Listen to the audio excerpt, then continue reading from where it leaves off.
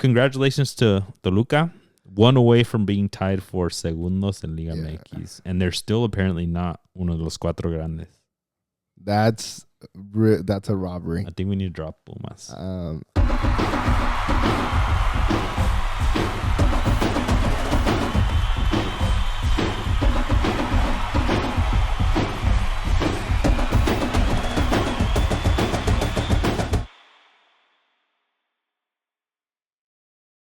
Let's go, mi Cesar. Buenas, ¿cómo estás? Malillo, pero echándole gas. De la gripa and triste. No más de eso. Triste. ¿Triste de qué? De tu América, pues. Yeah, a bit sad, a bit hurt, but it's all right. We'll be back next year. We'll be competing. No big deal. No big deal. I mean, competing for sure. Eso sí te la digo. Winning again? I don't know. Maybe it's other teams' times. No, we'll talk about it later. But maybe Toluca can repeat.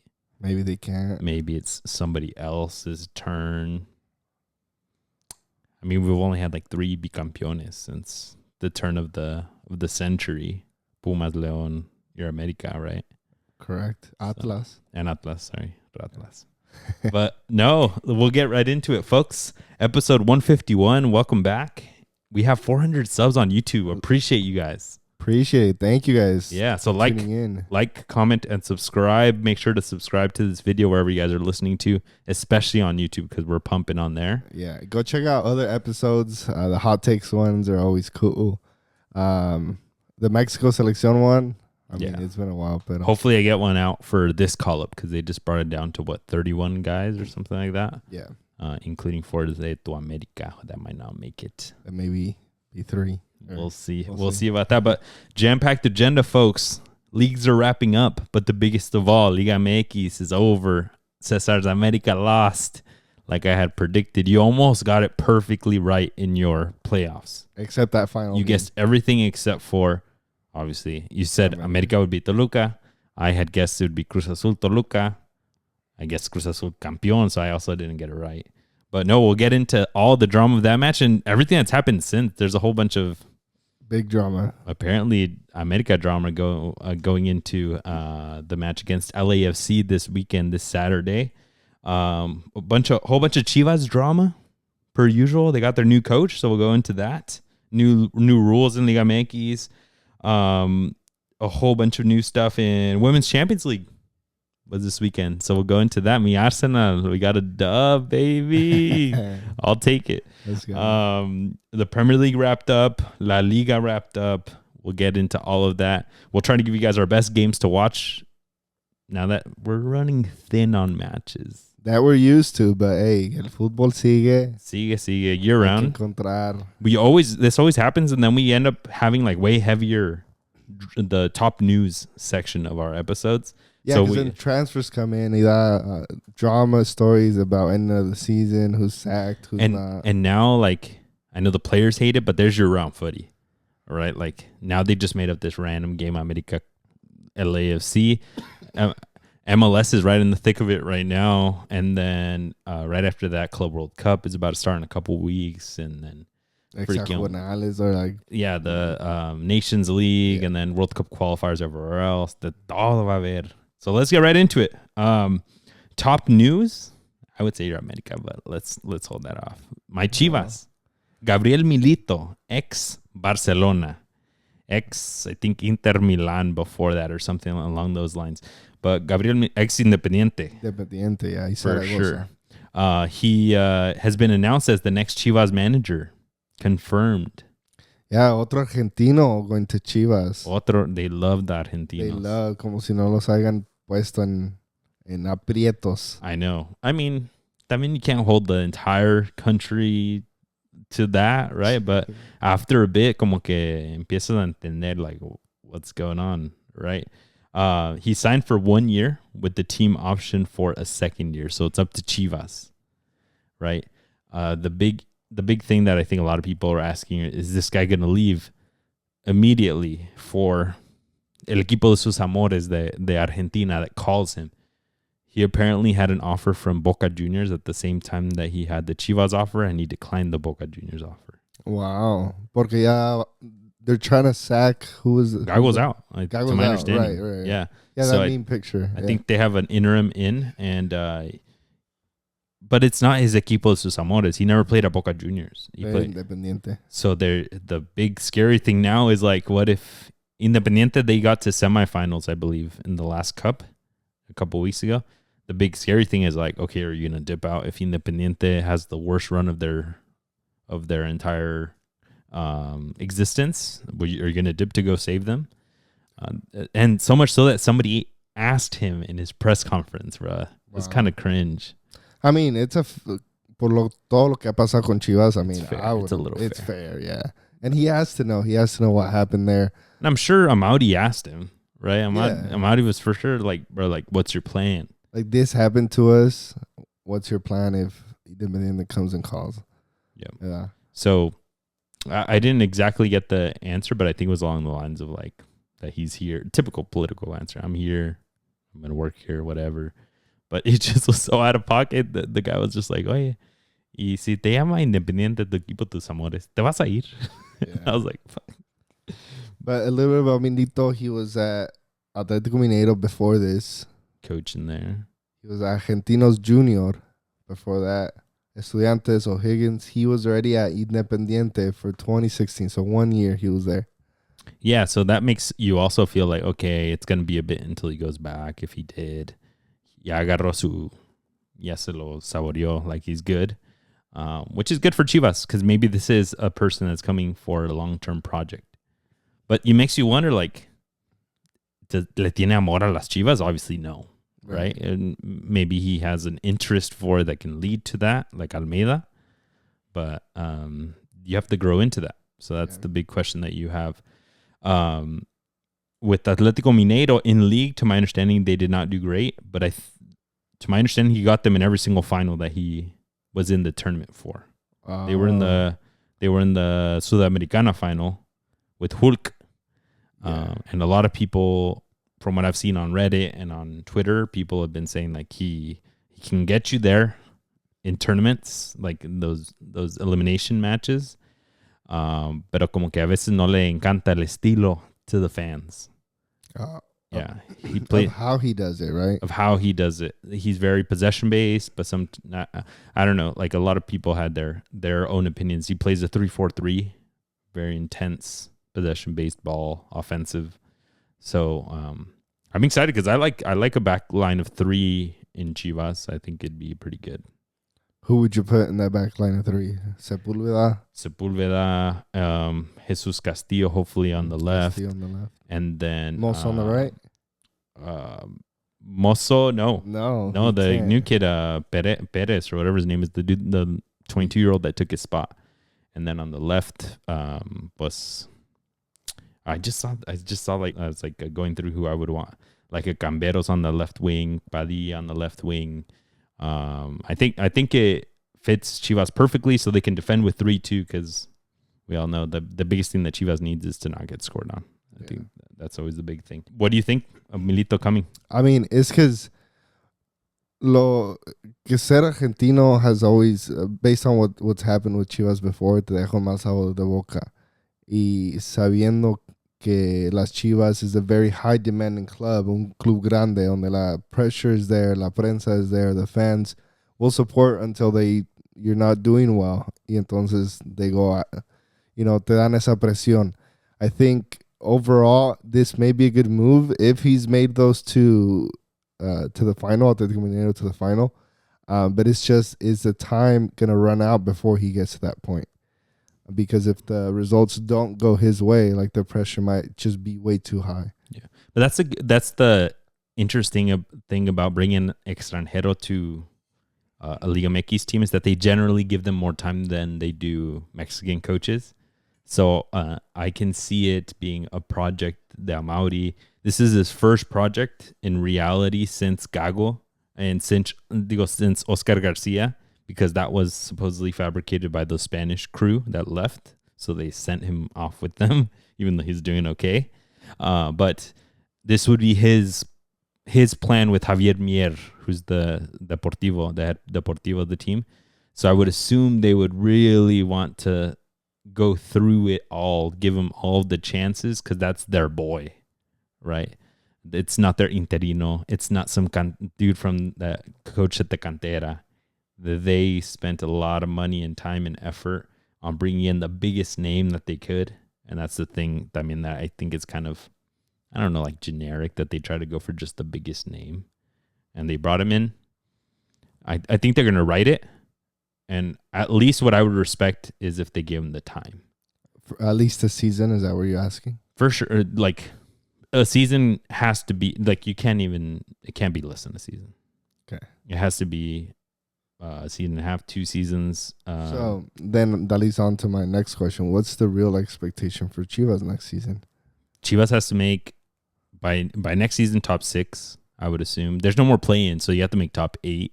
So top 6 goes back to the regular. Yeah. So top 6 doesn't give you anything crazy. So they have to be in playoffs for a huevo. There's no 9 or 10. You have to be in top 8.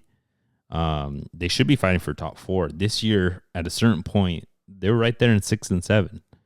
So with a new project that everyone should be bought in on, there's no reason why they shouldn't be fighting for top 5. I think the minimum should be at least 6th place. Yeah. I think they should be in the top 6 for sure. No matter what. Because they have a good enough squad to get into playoffs.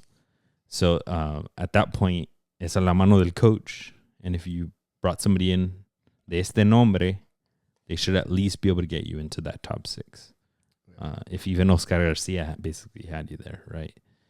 I don't think that should be any problem. And if they bring in the transfers just to move us on, the really, really rumored players, Richie Ledesma coming back from PSV to help out on a wing. So that would answer what I was blinking out on earlier on one wing. El Cotorro from Pachuca, rumored for the other wing, possibly in exchange for Victor Pocho Guzman. Why would he want to go back there? It's not him wanting to go back. It's Pachuca supposedly kind of wanting him back. Okay. And I think it's un treque right there también, like, because they're giving Jose Castillo back for the Club World Cup. It's confirmed already. Yeah. So then they're like, hey, you're good. Take that, which is smart from Amauri. Yes. Like, you get him back. But like, if that helped you get a Cotorro, that's pretty baller. Yeah. But yeah, a whole bunch of things coming from Chivas. Keep an eye out because I'm hoping I can make some exclusive Chivas content for you guys. Brian El Cotorro Rodriguez would be perfect for Chivas. I think all hustle. Yeah, all hustle, going up and down that field. He plays on the left side. Yep.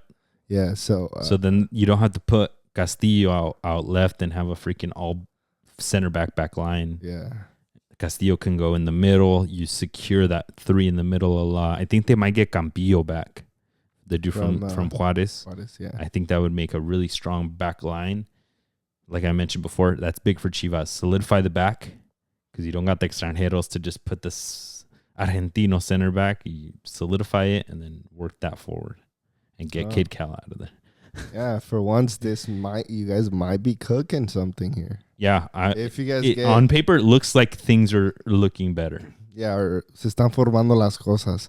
If he's able to get Brian Rodriguez, like, it would be huge for you guys. Cotorro. Sorry. Gonzalez. Okay. Brian Rodriguez. We don't want that fool. All right, let's move it on, folks. We got some new Liga MX rules, and they're going viral mainly because of the reactions from folks on ESPN Deportes. Mainly Tuca Ferretti. Yeah. But they got a couple things. No more play-in for the next 2 seasons like we just mentioned. You have to get 1 through 8. And I just hate that they do. Why for 2 seasons, bro? Just con unos pinches huevitos. Say it's not happening. It didn't work. Every single season, the top 8 made it. Yeah.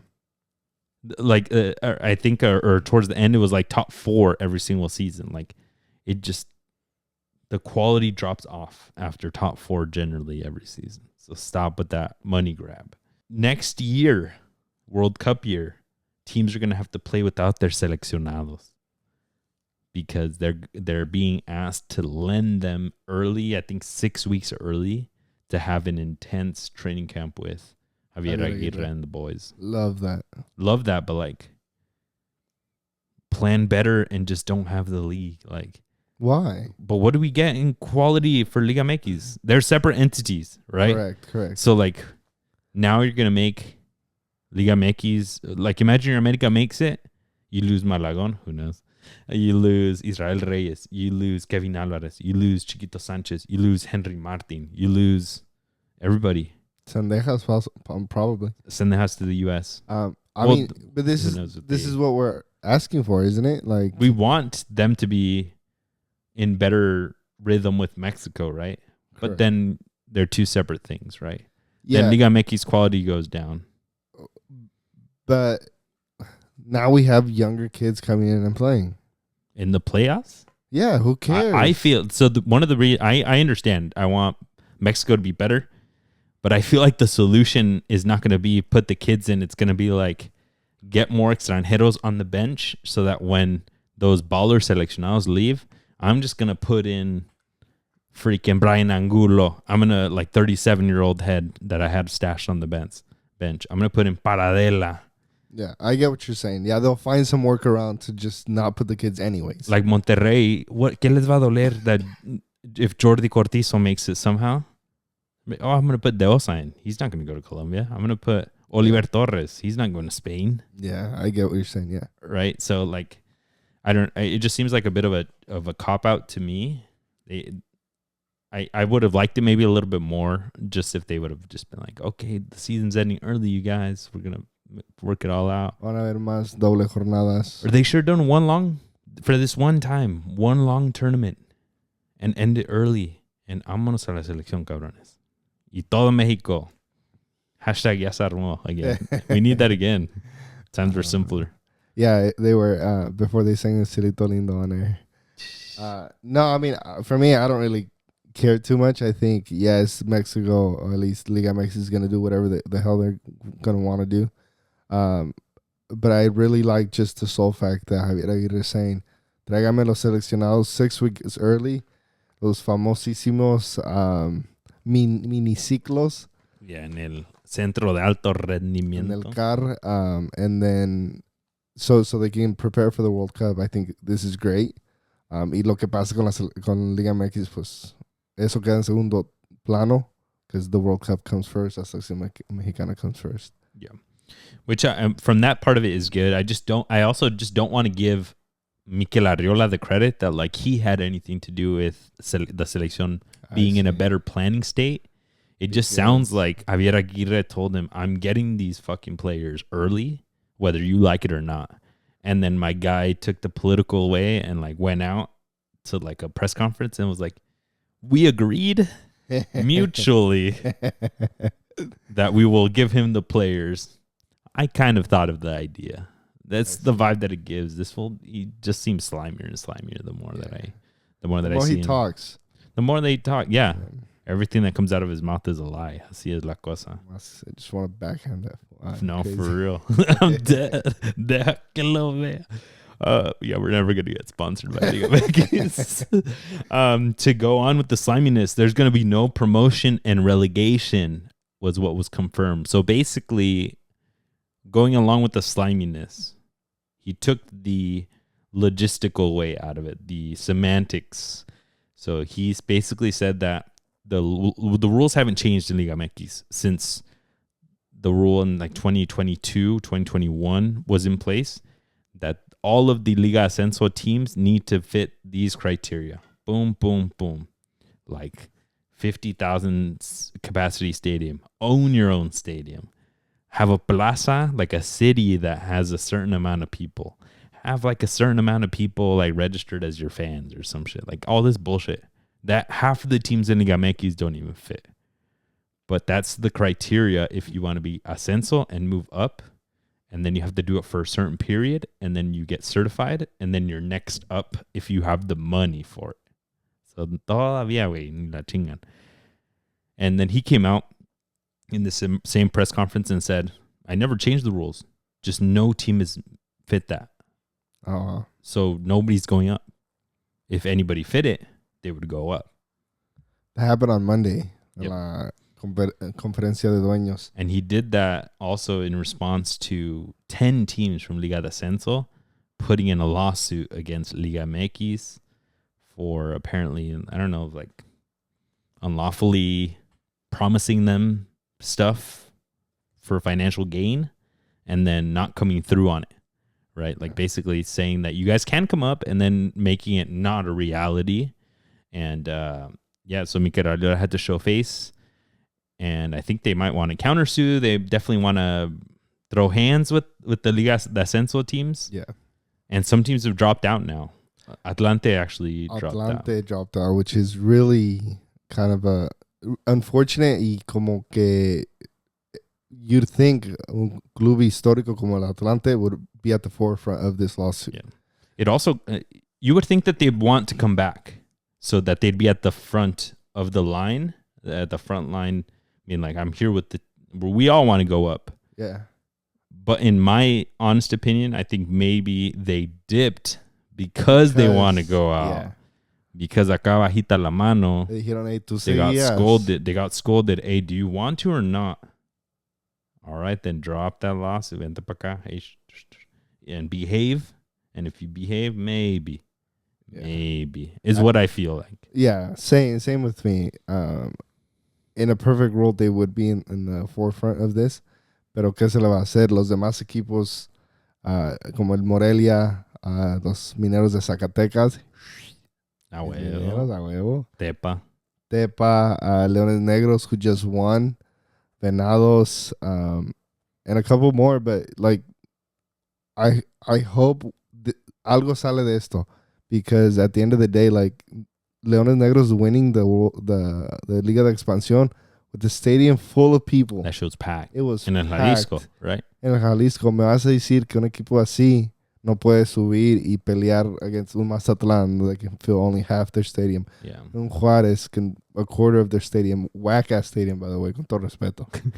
No, the thing is that they turned it into a closed system like MLS. Like MLS. And Mikel Arriola cannot look at the owners, can't go to una de las asambleas de owners and tell them, guess what, you guys, you know how you guys have guaranteed money every year because you're in this league no matter what? Well, guess what? That's gone. Because last place, Santos, I know you got last place the last 2 seasons. If you do it one more time, you go to second division and none of you guys make anywhere near what you make right now as a professional team. Right? Con qué cara? When they voted him in, when they're hand holding him in his position, es un títere, right? They're just moving him. And the moment that he even thinks about that, he's going to get fired. And they're going to put in somebody that does believe that, and they're going to hold the line. Because, like, imagínate, güey, Santos is a multipropiedad, and then they have a team in Spain that's big money. That's a lot of money, and you're going to tell them, hey, we're going to take a big portion of your money, and it's going to be all at risk. Your teams can go down. They'll be like, what? That's not what I paid for you to be in that position for, my guy. Yeah. It's just not feasible. Like, a couple of people reached out to me like, what do you think? And I'm like, it's not going to happen. Like, in what reality would it happen? Why would anybody allow it to happen? Yeah. But the only way that it may happen is pressure. And that's where I love that.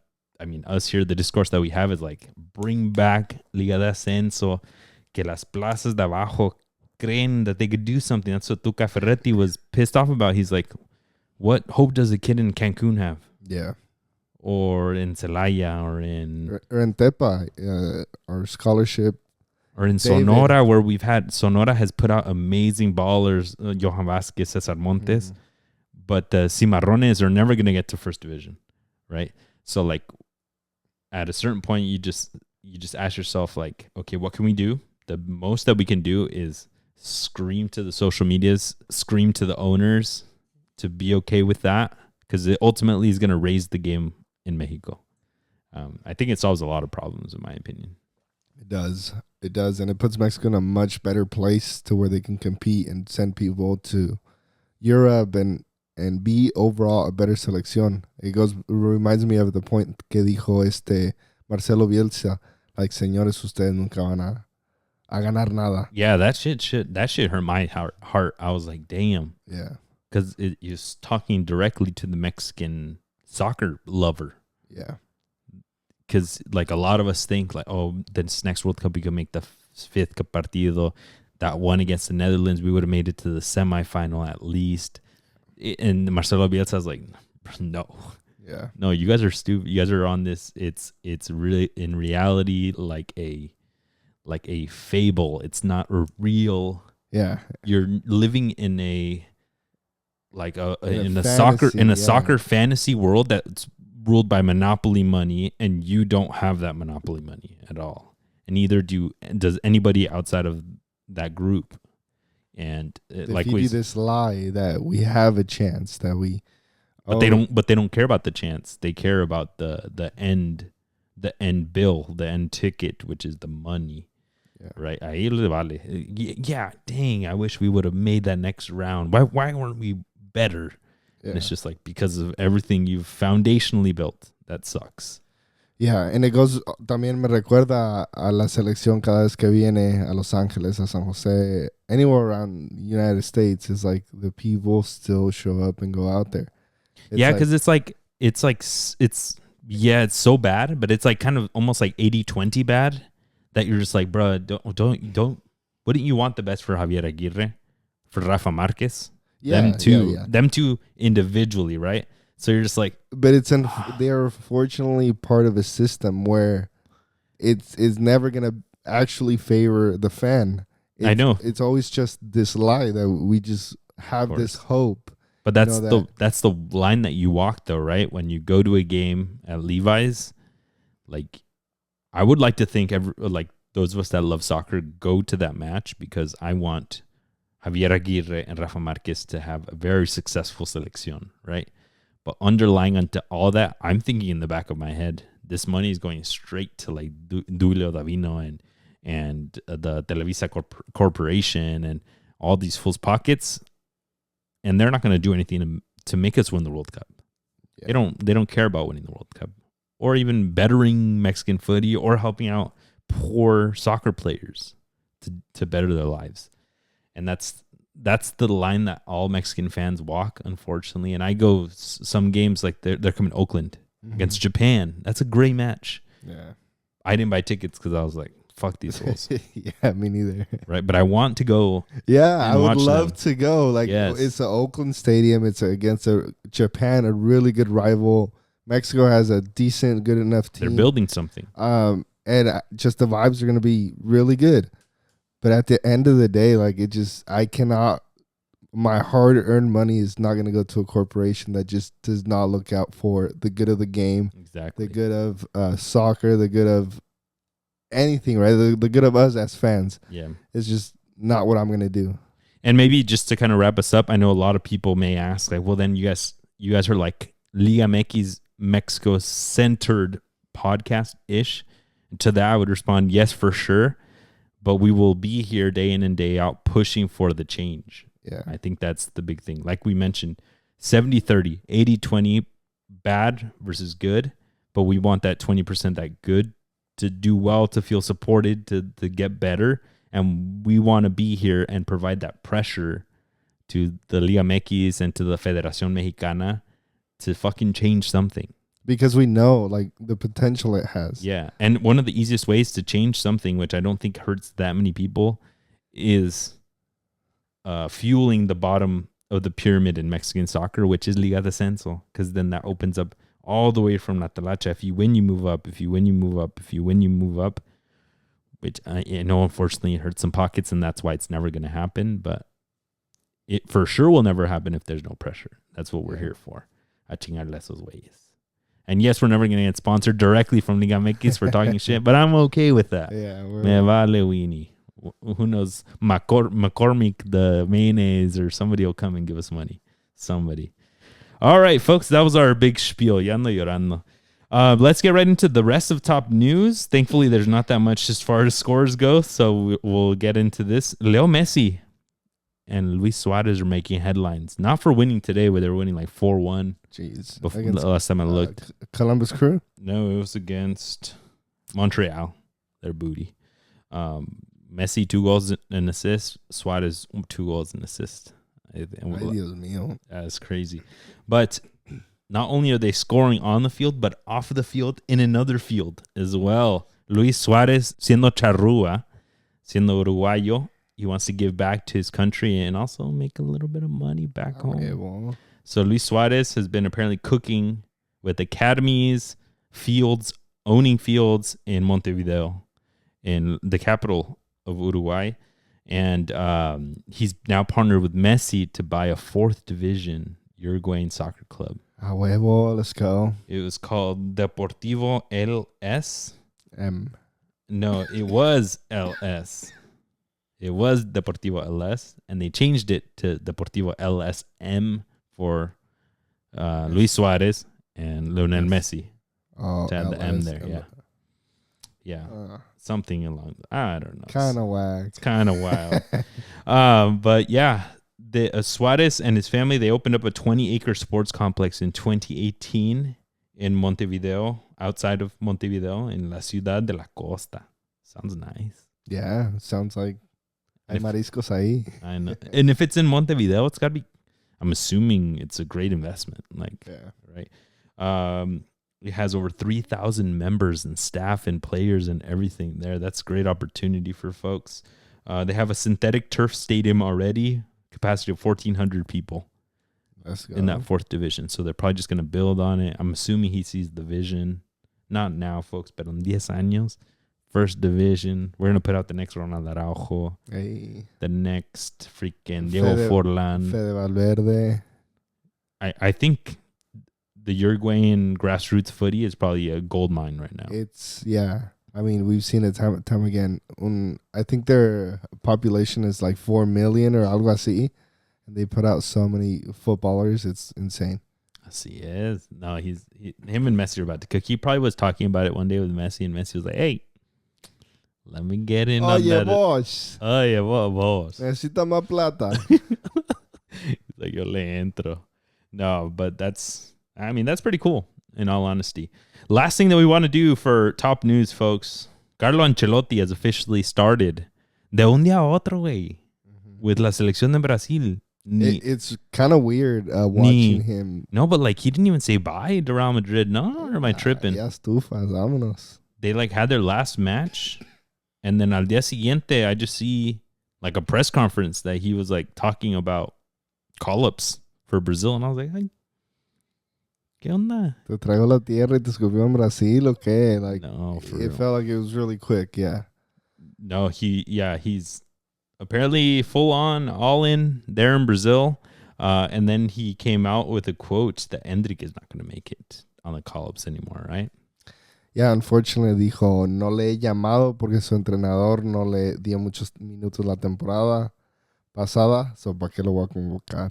If I were yo por mamón, I would have been in the conference room and I'd be like, ¿y quién fue su entrenador? Sí, ¿verdad? Oiga, that's kind of wild. No sabe quién lo entrenó. ¿Y quién fue el pendejo que no le... And whose fault was that? Yeah. Yeah, it's kind of wild, but I think he was injured as well for part of it. So that's why he didn't get many minutes. There's a lot of competition in the Brazilian team. Yeah, and I'm assuming Ancelotti's going to bring the best of the best, and he probably needs people experiencia and tried and true players, which they have a lot of. Yeah. But I didn't think Endrick had a great season.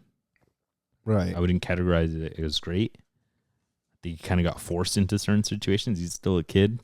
But I don't see if Ancelotti were not the ex-coach of Real Madrid, he for sure I don't think he would have called him. Yeah. But I agree with you there. It's just not justifiable to bring him just yet. Maybe the next one, maybe he has a good summer. Real Madrid is going to the Club World Cup. Yep. So maybe he has a good Club World Cup. Who knows? Y lo llaman más después. Yeah, they're going up against Pachuca. It's going to get good. Brazil's having a striker problem, though, no? They have Matias Cunha. That's not our 9. That's not like a... They have Richarlison. Tampoco. Cálmate. He played like 20 total minutes all season. He was injured. I kept looking at him on fantasy, and I was like, come on, come back. Yeah. No, but Rafinha, I think it was categorized as one of the forwards. But he's on the right. Otro güey que no conozco quién es. No, that's what I'm saying. They're struggling at the 9, in my opinion. They need Ronaldo Nazario's resurrection, embodiment in somebody else. Todavía no. Mateus Cunha is probably the closest. Yeah. I don't know. ¿Ya no lo quieren ustedes? See, I would love him there. But it's not like a 9. He's not Gyökeres, right? He's not Ronaldo Nazario. He's not Romario. He's not Santi Jimenez.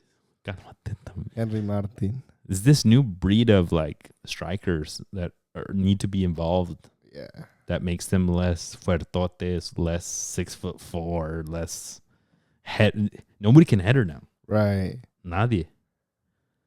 It's a thing. Except in Toluca, apparently they can. Sheesh, we'll get into that. Carlitos Vela, last one before we get into officially retired.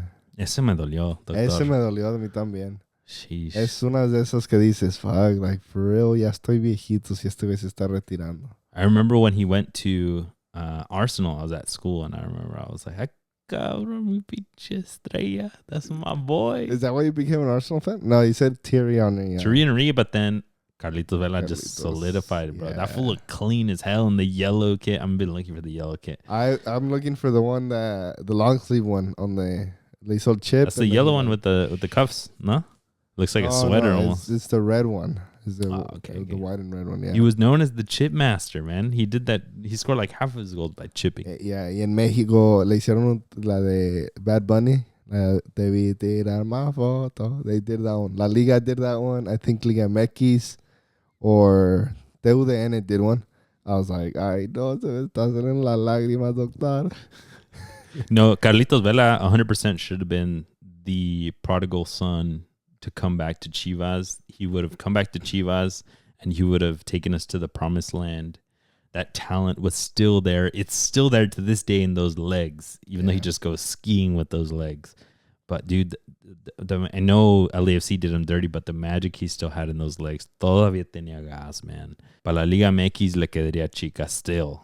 Yeah. And I wish they would have figured something out, but I just don't think he wanted to go back. Yeah. Ni su pareja. Con todo respeto. No, I don't think they wanted to uproot their life to go to Guadalajara. Yeah, and then I mean, who's gonna want to leave LA low key? Like, that's a really hard choice.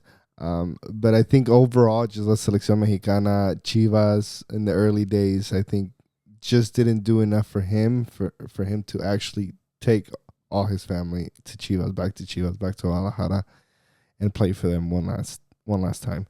Yeah. I think it's just the whole history with him and him not actually enjoying football, liking basketball a bit more. I think it just all goes hand in hand. And porque tomó las decisiones. Yeah, he's not thinking about soccer anymore. So it's just like, I think that one year was like, yeah, you know what? I kind of like what I'm doing better. This year off, you're saying? Yeah. No, yeah. And he's spending time with his family, right? He's not going to uproot them at that point. ¿Pa qué? Pa tanto stress en México también, right? All the stress is on you. All right. Let's move it on to La Liga MX. La más poderosísima de todas is over. It's Jover. It's all Jover. Keep an eye out for some recap videos and hopefully some next like off-season content. Your America plays this Saturday against LAFC. My Chivas is trying to make moves to get ready for next season. So a whole bunch of stuff coming. We'll still have content. Pero la final de la Liga MX was this weekend. Your America was trying to go for their tetracampeonato. Toluca was looking for their 11th. One behind Chivas if they would have won, and they did it. They ultimately did. Yeah. Le ganaron a tu América 0-0 draw in the ida snooze fest, and then a 2-0 win in Toluca, which in my opinion was also a bit of a snooze fest. It was. I think América only had one chance in the first half. La de Israel Reyes donde le pegó el poste. Dude, that inside of the post.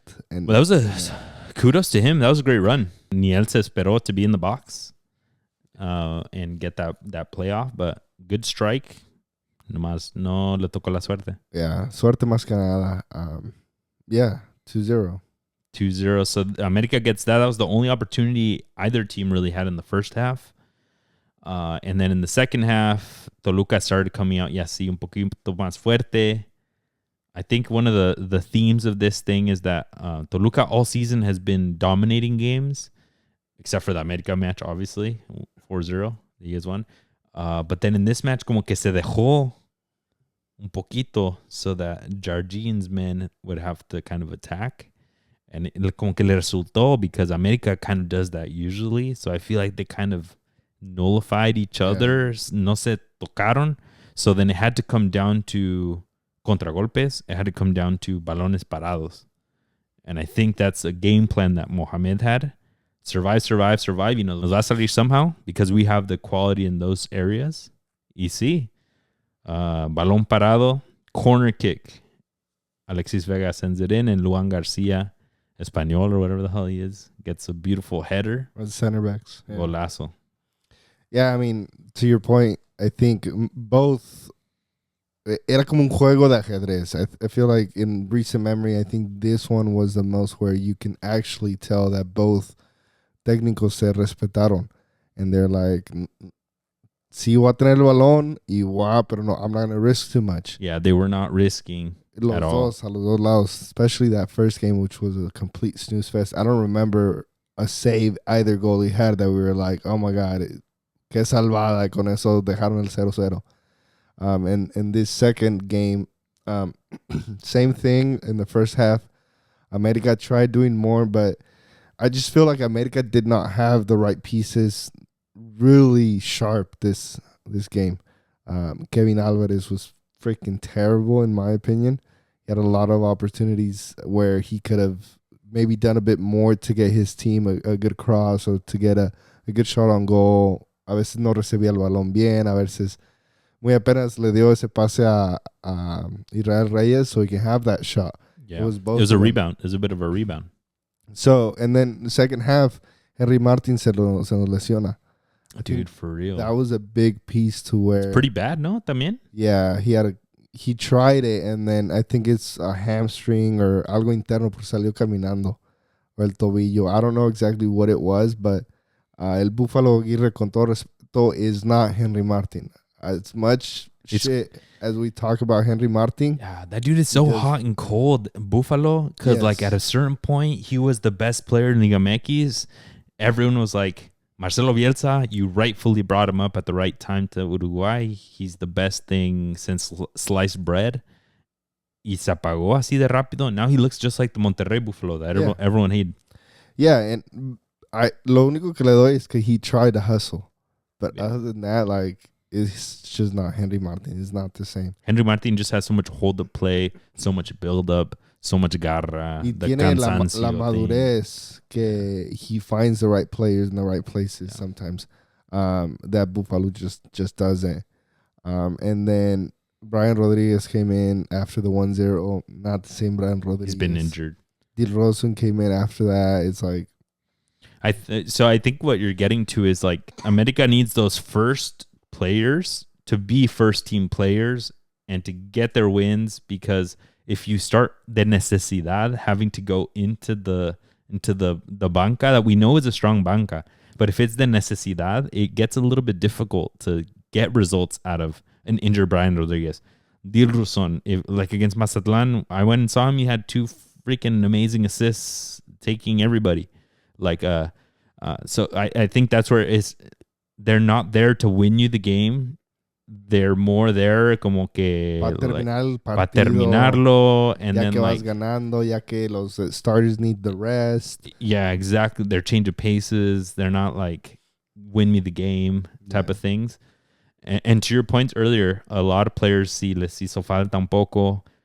I honestly haven't thought America had a standout player since Sendejas' one baller game. I don't think Fidalgo balled out this whole playoff. I don't think, like you mentioned, Kevin Alvarez. Cáceres, I thought, had a really tough whole playoff. Right? I actually disagree there. I think Cáceres had a really good playoff. The entire playoffs? The entire playoffs. I think even this game, apart from el penal that we haven't talked about, but even in el penal, he touched that ball. Yeah, whether it was a penalty or not, that's debatable, right? Yeah, it's exact same as I think it's the exact same as the Rotondi, because there's like it looks like there's a movement of the ball, but then you're just like, did you actually get the ball or did you get it because you went at a player? Yeah. Right. So I think it's basically the same, and I'm kind of glad that they marked it the same. One penal for both. That's why I'm like scrying and creamy, porque entiendo que los dos son comparables. But I just think Cáceres was the only one que para mí, had a good playoff. Jonathan Dos Santos had a good playoff. Henry Martin, up until he got injured. The rest had a mid to like, or I'm going to put Borja in there too. Y después de esos, muy medianitos. Muy flojo. No, yeah, I agree. The Cáceres in the first goal, the header goal, as a center back, I thought he needed to get up and get the ball. Yeah, I get that. The guy that was on Luan Garcia was Jonathan Dos Santos, technically. No, it was a Chiquito. Oh, ese, tan igual de chiquitos. But it should have been Cáceres going at him, but he was pushing Paulinho into the play, which is, they were talking about on ESPN Deportes, they were man mark. That's why he estaba pegado. But he pushed Paulinho almost into the header instead of looking at the ball and just going up for the ball and fighting against Luan Garcia. Yeah. And then Chiquito Sanchez ducked. Yeah. And Luan Garcia just went straight, like Towered grown man. Yeah. He had his own carril way. Like, I bet you he didn't even know that Chiquito was under him. He didn't even know that Chiquito was under him. That's how high up he was. But I think Cáceres, if he could do that play over again, he would have probably gone into the body, tried to win in the air, at least estorbarle. Yeah. But he was busy doing other stuff. And he was right in the lane of the ball, which as a center back, you go and intercept the ball because you have the short guys that aren't going to go do that. Yeah, and I think America struggled in the first. I don't remember if they scored. Le metieron gol Cruz Azul de tiro de esquina. I think the first. Yeah, they did. Yeah.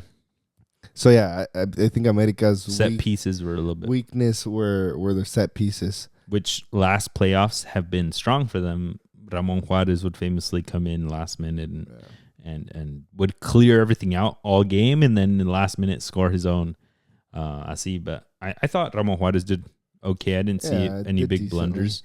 Israel Reyes also had a decent one, but it's harder for him to sobresalir because we're used to him being as the right back, subiendo y bajando. Por eso dijimos Israel Reyes, but now as a center back, pues no es lo mismo. Yeah. I think overall America just need to bring in transfers that can offload first. Players like Diego Valdez, players like Di Rosun, Lichnowsky needs to go, Araujo needs to go. Those are just the ones that are coming off the top of my head. And bring in players que nos van a ayudar seriamente, who can be fighting for that starting position. If not, they're really good recambios.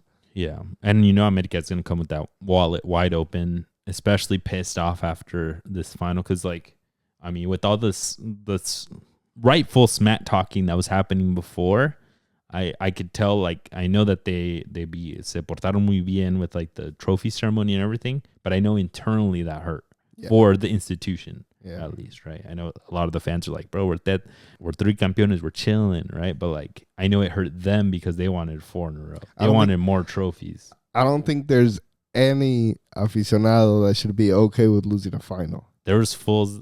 You see all the people online breaking their phones and stuff. There's there's a good amount of people that were just. I was pissed. I get that, pero para decir que está bien, no cabrones, cómo es el América, tiene que ganarlas todas. Yeah, but that's what I'm saying. I know that Emilio Escárraga, the way that how proud he is and stuff, that fool's gonna be like, ¿cuánto quieren?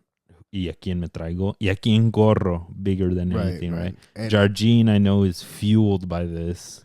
I think the biggest task is going to be on Baños. Baños as the director of, ¿cómo se les llaman? Deportivo. Director deportivo needs to put his people to work to find us the right players, whether it's rough in the ¿cómo se dice? Gem in the rough. Yeah. Or Diamonds in the rough. Diamonds in the rough, or un cabrón que nos cueste 7, 8, 9 millones, pero que vaya a ser uno de los starters. No un Chiquito Sánchez que it took him 2, maybe 3 seasons to pick it up. Uno que vaya ya y que esté ahí. What Diego Valdez was when he got there. Exactly, yeah. Well, Fidalgo was the moment that he got there. These type of players. Borja was a diamond in the rough, in my opinion. Yeah. And to kind of go back to it, I thought he was one of the ones that kind of was a bit of a theme of America this playoff, that they were figuring out ways to get through, and sometimes it was off the back of certain players. Borja had an amazing couple of matches to win matches for them. Sendejas did. And I think overall America just seemed a little bit como que mortal this whole playoffs. Yeah. Like you could draw their blood. Los puedes tener like esquinados. Yes, they survive and they make it through, but like it gives that next team the confidence to be like, all right, well then we can do it too. And then they are the ones that need a superhero to win it. Yeah. And in my opinion, I thought it was going to be maybe Henry because he did do it against Cruz Azul, the tying goal, but he got injured. And they needed that guy, that one guy, because the whole team wasn't doing it. We need that one guy to just put one in before they get too far out. And then the penal happened, Alexis Vega. Yeah, when the penal happened, I was like, oh, Cáceres saved us because he touched the ball. Y luego cuando dijeron que fue penal, okay, Malagón has to save us here. He's going to be the superhero. Pero, I mean, it was Alexis Vega at the end of the day. And it was Toluca's time. Yeah. In that amazing stadium, it was freaking popping. The tifo was great. The people were... The script was written. I loved watching when they panned the cameras over to the fans because you saw all types of fans. There's so many doñas there. I was so happy. I was like, échale doña. There was una super like doña, like 80-plus-year-old lady, Mama Coco out there. She was, that's a beautiful thing that La Ciudad. I mean, overall Mexican footy, but La Ciudad de Mexico, and that's what makes us want this to get better. They're all out there apoyando, way. Yeah. There was before the Alexis Vega cross for the header goal, there's a lady doing the echándole buenas vibras a Alexis. But no, congratulations to Toluca. One away from being tied for segundos in Liga MX. And they're still apparently not uno de los cuatro grandes. That's a robbery. I think we need to drop Pumas. All right. So keep an eye out, folks. Hopefully we'll get you guys some more content on how America can turn this around to have a better next season. Not that I want it. A mí me vale. They could just keep going on this. Que haya fantasmas. Si no, ¿cómo sobrevive la Liga MX? Chivas going back to the top. That's how it was on their back for the longest time. All right, folks, let's bring it on to Europe. We had the Women's Champions League final over the weekend. Mi Arsenal de mi corazón surprising a lot of people, making it all the way to the Champions League final when I think a lot of people would have expected Chelsea to be the representative of the Women's Super League in England. But Arsenal made it all the way through, again, very underdog against Barcelona with Aitana Bonmati, with all the superstars. But we made it. Mi Arsenal got their goal with a super sub goal, the Blackstenius, the Swedish super sub.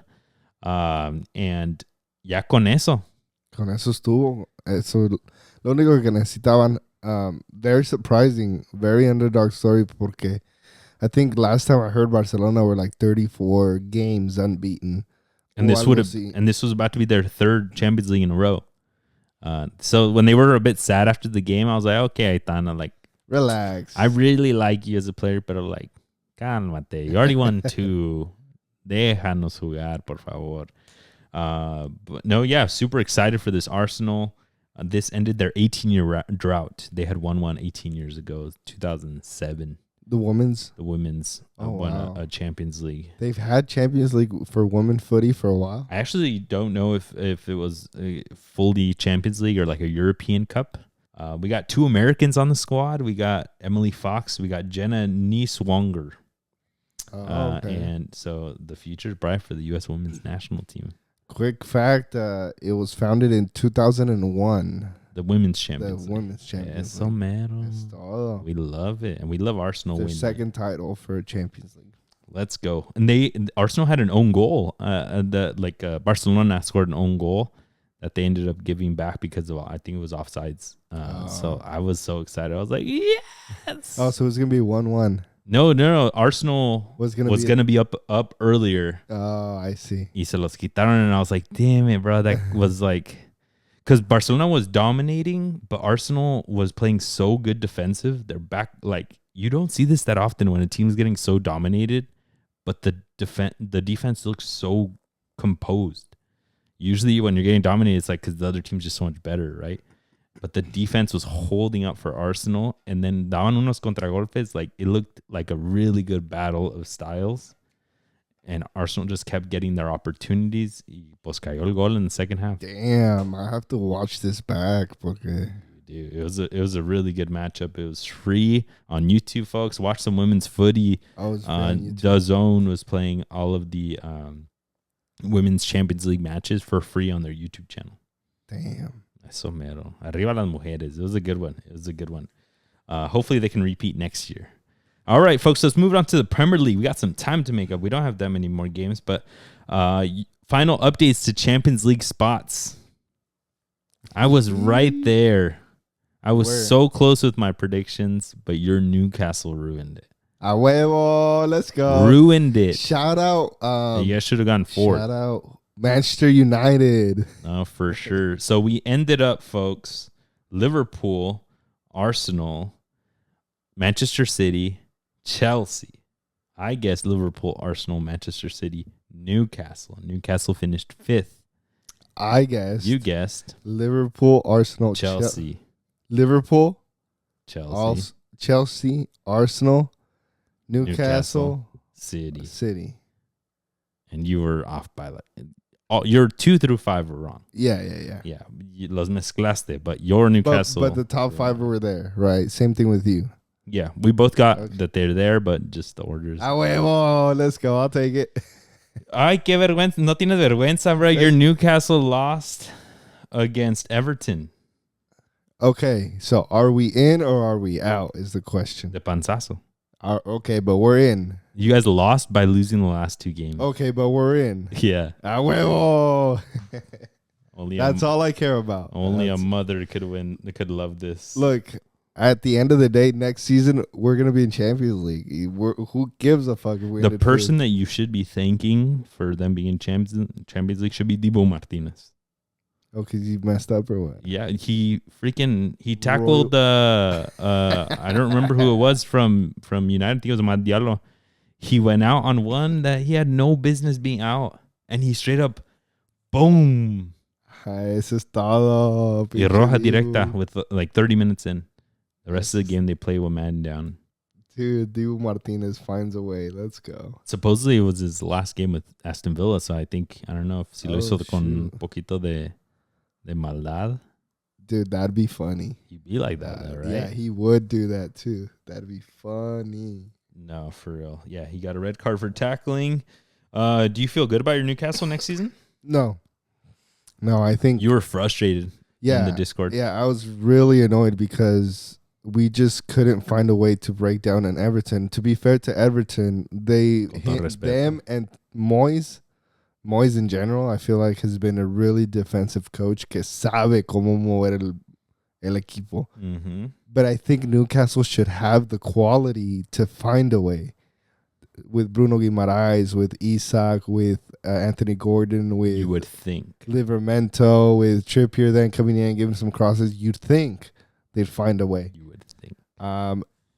Dan Burn being like 7 foot, like wait, like no manches. They would just hit the wall y nada pasaba. It's like they would keep doing the same thing over and over. I don't remember Pickford being like the superstar. I remember more Pope having to bail us out. Yeah. It was really frustrating to watch. And once we went 1-0 down, I almost turned it off. And then United scored. And I was like, you're like, not that bad. No, but I mean, Everton won their last 3 matches. Yeah. So, I mean, kudos to them.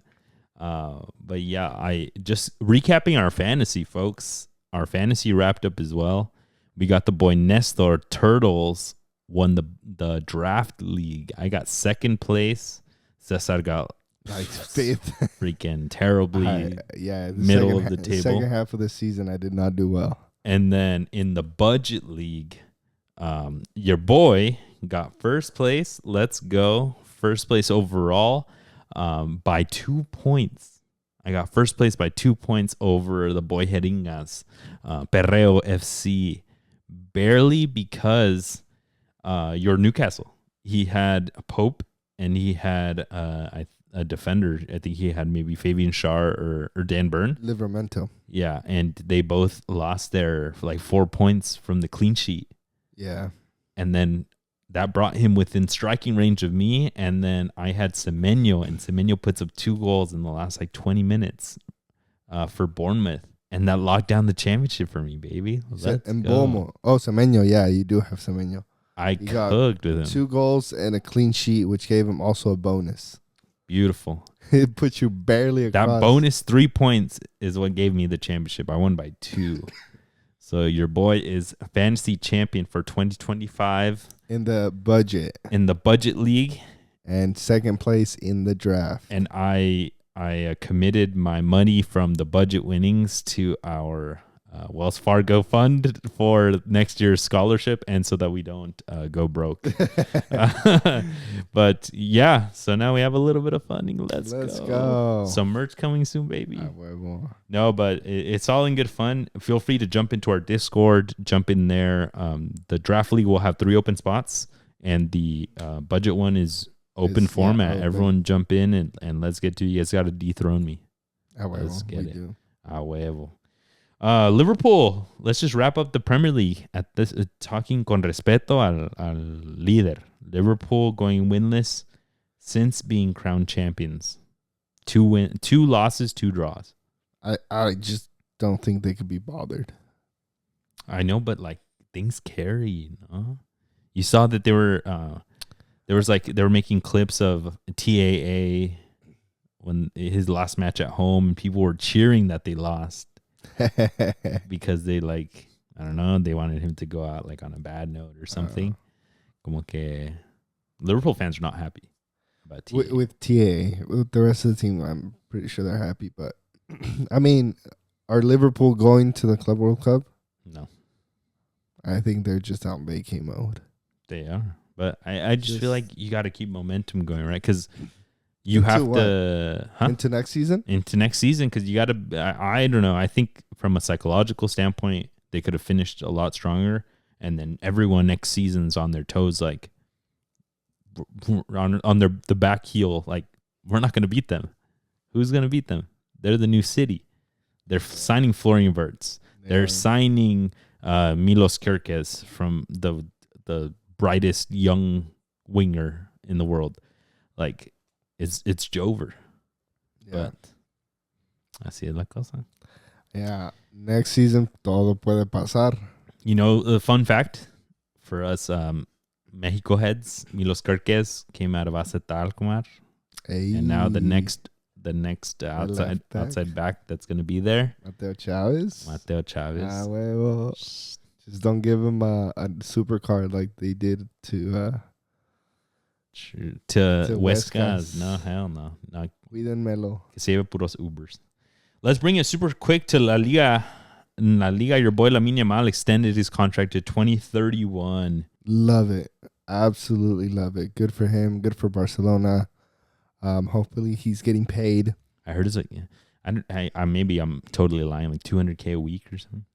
Wow, that's pretty good. That's astronomical, my guy. That's freaking more than we all make all year. Yeah, he's fucking balling out. But, I mean, as long as we can keep producing La Masia, which I think they will easily, and just build a good squad, a solid squad around Lamine Yamal, I think he's going to take us to big highs. Champions League, Club World Cup, hopefully. Yeah, many La Ligas, Copas del Rey. I think as long as we prevent him from getting injured, this guy is the real deal. Did you see his dad? I did not. He's like dancing. That's like, I think coming out of He's like, we're rich. Yeah, the dad's funny. He's like, I don't know. He's like, young, he's a big old character. Yeah. He like smokes cigars around him. He's like got a little hood to him. Yeah. So he like has his fun about like, oh, my son's the best fucking dude in the world. I think he's a little bit cocky too. He knows what he produced and like bringing his kid up. He's going to be a fun one to have around his son for years to come. And Barcelona will have him for years to come. Yeah, last note, Xabi Alonso is officially over at Real Madrid until 2028. And I think, in my opinion, I think he's going to compete from day one. Yeah. In La Liga. I think he's going to bring fresh ideas. I think he's going to bring fresh players, big money players. And his big task is to do what Ancelotti couldn't do this last super season, which is wrangle those players and get the most out of them to be a super team, not a group of super players. And I think he's the best thing that they could have gotten to do it. That's what I was going to say. I'd say that he's the best coach that they could have gotten, best coach out there for Real Madrid, like made for one another. And I hopefully he makes La Liga competitive. It was really fun beating Real Madrid as a Barcelona fan. But, I mean, denos un 4-4, un 3-3 como nos dieron. Y hey, you're asking for that y les va a ir peor, cabrón, eh? Don't ask for competitiveness porque luego... That's all I have to say. Don't ask for competitiveness porque luego se les va al barco. Lamine Yamal. I don't know. They're about to have TAA. They're about to have... I don't know. They're about to have the next guy and the next guy. Lamine Yamal en la Eurocopa o qué? I don't know. Maybe Xabi Alonso knows how to calmarlo. Remember, he was a defensive player. Defensive center mid. Maybe he knows exactly. ¿Cómo hacerle? Si no, he's going to be, hey, yo me pongo las botas right now. Y les enseño, cabrón. He's like, Modric, ya retírate because I'm coming in. Let's go. All right, folks, let's bring it to some games to watch. Cesar, give me some. This Saturday, we have the play-in berth for the FIFA Club World Cup. The last spot, it's going to go to either LAFC or Club America. Rigged. America are hurt from their loss against Toluca in Liga MX Final, so they're going to come and draw some blood. Y que gane el mejor, but hopefully America. Rigged as hell. I got the Champions League final on Saturday. Come on out to our pickup, folks, in the morning on Saturday, and then come on out afterwards to the Running Shop and Hop here in Morgan Hill. We're going to be watching. We'll have a little section like we did for the Mexico game, the Mexico match, where we'll be able to watch and enjoy a little chelita, be with the homies. There's good comidita there too. Buen ambiente. Bring your fam too. It's family friendly. But PSG versus Inter Milan. PSG is looking for their first Champions League. Inter Milan's looking for their fourth, the first one since 2010. I'm excited to get some fresh blood as champions in Champions League. We're going to take it to Mexico. We got the campeón de campeones en la Liga de Expansión. We got los Leones Negros, who have amazing jerseys. If you don't know who they are, check them out. True. Against Tapatío. Like I said, Leones just won the league. Tapatío won it last season and then ended up mid-table this season. So there's a bit of a struggle bus there, but it's a final at the end of the day. So hopefully it's lots of goals. So tune into that one. I wonder if Chivas is going to give them some like super players of the ones that, because they struggled because Chivas brought up good players, right? So I don't know, maybe they'll try to help them out. I got the CONCACAF Champions Cup de la CONCACAF, our area, querida. Vancouver FC versus Cruz Azul, going to be played at CU in El DF. Vancouver already eliminated Pumas in CU this last playoff round. So they're no strangers to that high elevation, to the smog in Mexico City. It's a one and done match. I'm excited for this one. Ojalá que gane el Cruz Azul. Okay, and we're going to take it to the MLS. I got San Jose Earthquakes against St. Louis City, or San Jose Earthquakes are scoring goals in bunches. So hopefully they can take the same thing, go out to St. Louis and get us a dub. Let's go. My last one, we got the final of the Australian A-League right here. We got Melbourne City versus Melbourne Victory. Melbourne Victory has a chance to tie Sydney FC for the most championships in the Australian A-League with a win. But right in front of them, they got that Manchester City group money. So we'll see if they're able to pull off the win here, which would be pretty epic, and hand City Group another L. All right, folks. We'll appreciate you guys for tuning in. Watch all of our videos on YouTube. Subscribe to us. Get us to 500 subs. Please. Por favor. Join the Discord. And as always, we'll catch you guys next time. We'll see you guys at Pickup and Champions League. Let's watch it. Peace.